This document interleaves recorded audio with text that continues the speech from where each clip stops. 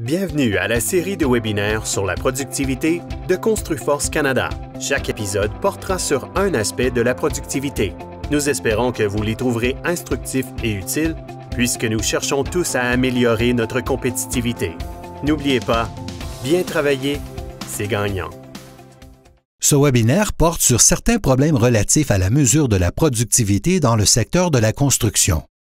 Cette présentation vise principalement à faire valoir l'argument ou le point de vue selon lequel certaines façons classiques de mesurer la productivité dans le secteur de la construction, qui dépend surtout des données industrielles et sectorielles de Statistique Canada, peuvent produire des résultats douteux ou discutables. Donc, pour examiner les problèmes liés à la complexité de mesurer la productivité dans le secteur de la construction, nous allons passer en revue chacune des variables de l'équation qui permet de mesurer la productivité. J'ai choisi cette méthode parce que si on étudie les comptes rendus des travaux de recherche sur le secteur de la construction, on note qu'un très grand nombre de ces sources, tant qu'au Canada qu'aux États-Unis, et il s'agit de travaux de recherche distincts, font état du grave retard de la productivité dont souffrirait le secteur de la construction par rapport au secteur manufacturier ou au secteur des entreprises dans son ensemble. Selon les chercheurs, ce retard est attribuable à diverses raisons. La raison invoquée le plus souvent pour expliquer ce soi-disant retard de productivité est la baisse du ratio de main-d'œuvre qualifiée par rapport à celle qualifiée, ce qui entraînerait une augmentation de la proportion de travailleurs non qualifiés ou de travailleurs spécialisés au sein de la main-d'œuvre de la construction. Et cette tendance est souvent associée à une diminution de la proportion de travailleurs syndiqués en construction. Ce sont les sources américaines qui invoquent le plus souvent cette raison. Il y aurait aussi une stagnation de la qualité de la main-d'œuvre en construction par rapport à la tendance relative à la qualité de la main-d'œuvre dans l'ensemble de l'économie, où la qualité de la main-d'œuvre est tributaire du niveau de scolarité. La raison mise de l'avant ici est le niveau de scolarité dans le secteur de la construction n'a pas beaucoup augmenté de façon générale au cours des 10, 20 ou 30 dernières années, alors que le niveau de scolarité a affiché une tendance à la hausse dans les autres secteurs de l'économie. On avance aussi parfois que le ratio capital main-d'œuvre est plus faible dans le secteur de la construction. Autrement dit, les travailleurs par habitant utilisent moins de machines et de matériel dans le secteur de la construction que dans le secteur manufacturier, par exemple. Cela est parfois attribué à la nature artisanale de nombreux processus en construction. Selon d'autres sources, l'intégration des technologies de l'information dans différents secteurs de l'économie a été l'un des principaux moteurs de la productivité au cours des 2 dernières décennies, tandis que l'intégration de ces technologies dans le secteur de la construction a été beaucoup plus lente. Finalement, selon certaines sources, l'utilisation de composants préfabriqués en construction a augmenté de façon considérable, et il existe certes des preuves à l'appui à cette affirmation. Mais en raison des méthodes statistiques, les gains de productivité découlant de l'utilisation de composants préfabriqués sont attribués au secteur manufacturier et non à celui de la construction. Ce sont ces raisons qui sont souvent invoquées pour expliquer le retard de productivité dont souffrirait la construction.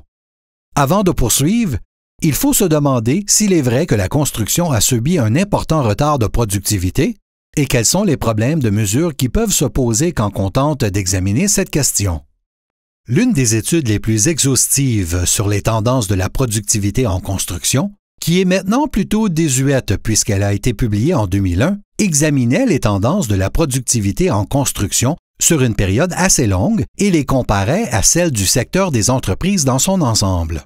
Comme vous pouvez le voir ici dans le graphique, la ligne plus pâle illustre la tendance de productivité dans le secteur des entreprises dans son ensemble, et la ligne plus foncée illustre les tendances dans le secteur de la construction. Ce graphique porte à croire qu'il y a bien eu un certain retard de productivité en construction entre 1961 et 1981 environ. Il semble que les problèmes aient surgi tout de suite après 1981, lorsque les tendances de la productivité du secteur des entreprises sont demeurées à la hausse, tandis que les tendances de la productivité du secteur de la construction ont connu un déclin. Ce sont habituellement des preuves de ce type qui sont invoquées dans les sources qui soulignent la hausse du niveau de scolarité dans les secteurs des entreprises de son ensemble par rapport au secteur de la construction, ou encore des difficultés relatives à l'intégration des technologies de l'information. Ce que nous devons faire, c'est d'examiner la productivité en construction et les données sous-jacentes.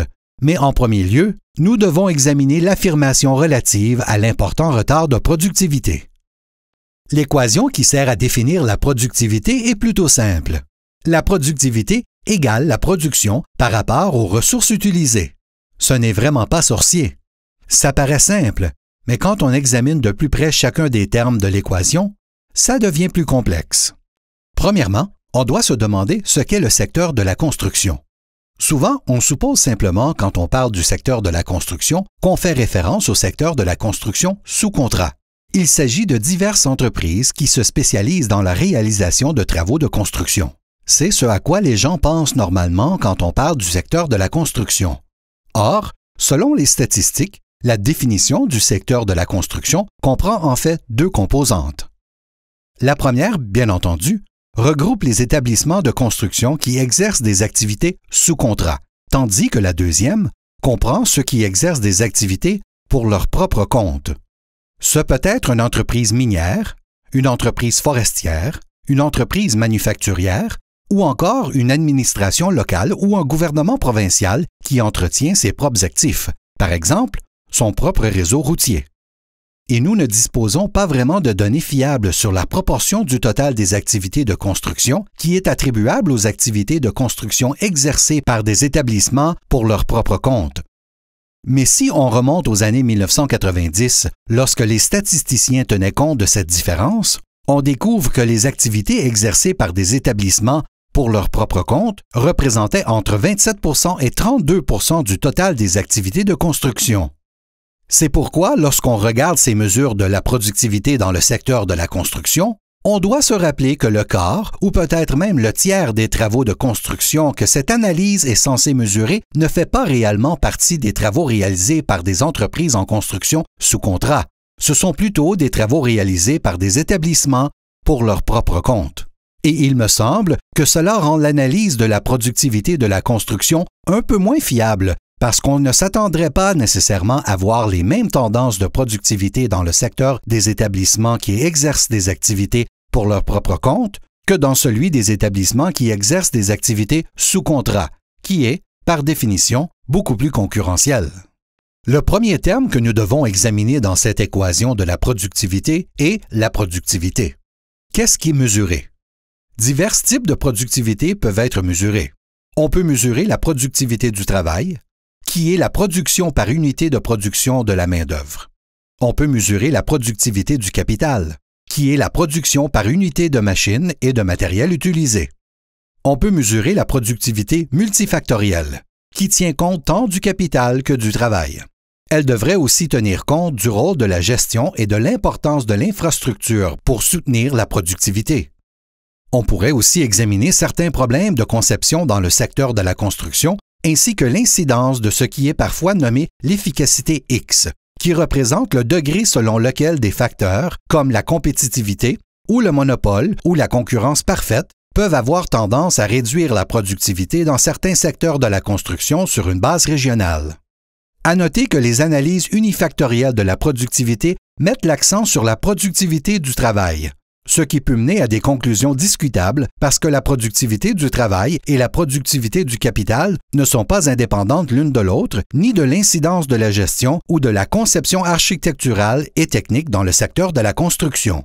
Lorsque nous considérons la production, nous devons nous rappeler qu'elle peut être mesurée en unités physiques, mais seulement si elle est homogène. Par exemple, la production dans le secteur de la construction routière peut être mesurée par kilomètre de route terminée. Mais en général, la production dans le secteur de la construction est hétérogène, alors elle doit être mesurée en termes de valeur. Le problème est que pour mesurer la production en termes de valeur sur une longue période, il faut utiliser un déflateur pour éviter que l'incidence de l'inflation fausse l'analyse. Or, le problème dans le secteur de la construction est que les déflateurs de prix ne sont pas fiables, c'est bien connu. En fait, ils sont peu fiables qu'aux États-Unis, le département du travail, qui gère les statistiques sur la productivité, ne publie même pas ces données sur la productivité du secteur de la construction parce qu'il y a très peu confiance dans la fiabilité des déflateurs de prix utilisés dans ce secteur. Il est aussi important de se rappeler que la fabrication sur mesure, et non les travaux sur les produits de base, représente une très grande proportion du travail en construction. Chaque propriétaire prend des décisions quant au compromis à faire entre l'esthétique et les coûts. Et les décisions relatives à la conception font partie de celles sur lesquelles le secteur de la construction n'a habituellement pas de contrôle. Ces décisions sont prises par des architectes en consultation avec le propriétaire de l'ouvrage en cours de construction. Quand on examine les ressources utilisées dans le secteur de la construction, parce que les ressources utilisées représentent le dénominateur dans l'équation de la productivité, la main-d'œuvre vient en premier. Comment mesure-t-on la main-d'œuvre? Simplement par le nombre de travailleurs, ce qui est la façon la plus courante, ou par le nombre d'heures? Et cette distinction est importante à faire. Dans le secteur manufacturier, on peut habituellement supposer que la semaine de travail normale est de 40 heures. Il y a des heures supplémentaires, mais en général, on peut supposer que la semaine est de 40 heures. On ne peut absolument pas faire cette supposition dans le secteur de la construction. Par exemple, dans la construction d'immeubles institutionnels, commerciaux et industriels, la norme pour certains métiers est de 36 heures par semaine, alors que dans le secteur des ouvrages de génie civil, dont les routes, les ponts et les services publics, la semaine de travail normale est de 50 heures pendant l'été, qui est la saison de la construction. C'est une différence très importante. Alors, si vous mesurez la main-d'œuvre simplement en termes de personnes plutôt qu'en heures, vous obtenez une mesure très différente de la production et par conséquent, une mesure très différente de la productivité réelle. Et finalement, une bonne part du travail de construction n'est pas rémunéré sur une base salariale, mais à la pièce. C'est pourquoi on ne sait pas clairement de quelle façon on mesurerait le facteur main-d'œuvre dans une situation où un travailleur à la pièce contrôle lui-même le nombre d'heures travaillées et le temps qu'il veut consacrer à une tâche en particulier. Par capital, on veut dire les machines et le matériel utilisé, et la mesure de cet intrant représente habituellement le taux de dépréciation, qui est utilisé pour les sous-estimer. Le problème est que cette mesure ne tient pas compte de la désuétude ni de la mise au rebut des machines ou du matériel avant la fin de leur cycle de vie, et souvent, ça peut signifier que les intrants capitaux sont sous-estimés en raison de ces méthodes statistiques. Finalement, les conditions du chantier, qui est un élément unique au secteur de la construction, sont aussi très importantes. Ce n'est pas un problème dans le secteur manufacturier où l'environnement est contrôlé, mais en construction, les entrepreneurs n'ont pas de contrôle sur les facteurs comme le terrain, la distance à parcourir, les conditions météorologiques. Pourtant, ces facteurs peuvent avoir une incidence très importante sur la productivité. On définit, bien entendu, la construction comme du travail entrepris sur le chantier. Un travail réalisé dans une usine puis amené sur le chantier de construction est considéré comme du travail de fabrication et non comme du travail de construction. Par exemple, la fabrication de béton préfabriqué est considérée comme une activité manufacturière, tandis que son installation serait considérée comme une activité de construction. L'installation de gaines et de conduits d'air en tôle par les employés d'une entreprise de chauffage et d'aération serait considérée comme de la construction, mais ce ne serait pas le cas si les mêmes travailleurs de la même entreprise fabriquaient ces produits ailleurs et les amenaient ensuite sur le chantier de construction. Ça devient encore plus compliqué dans certains gros projets de construction lourds, où des installations de quasi-fabrication peuvent être établies sur le chantier de construction pour l'approvisionner en produits pendant la construction. Ici, le problème statistique vient du fait que quand le produit est préfabriqué, toute l'activité de préfabrication est classée comme du travail de fabrication et non du travail de construction. Il peut en résulter une situation, et ça se produit réellement, où l'efficacité de la construction d'un ouvrage est considérablement améliorée par l'utilisation de composantes préfabriquées, mais où la mesure de la productivité de la construction est en fait plus basse parce que tous les gains de productivité sont attribués au secteur manufacturier. Un autre facteur à prendre en considération est le fait que le secteur de la construction lui-même n'est pas homogène. Il comprend de nombreux secteurs distincts. Résidences basses, immeubles résidentiels de grande hauteur, construction d'immeubles non résidentiels, ouvrages de génie civil, pipelines, etc. Et la façon dont cette activité de construction est entreprise est très différente d'un secteur à l'autre. Le secteur du génie civil et celui des pipelines utilisent une grande quantité de machines et de matériel. Le secteur des résidences basses est loin d'en utiliser autant.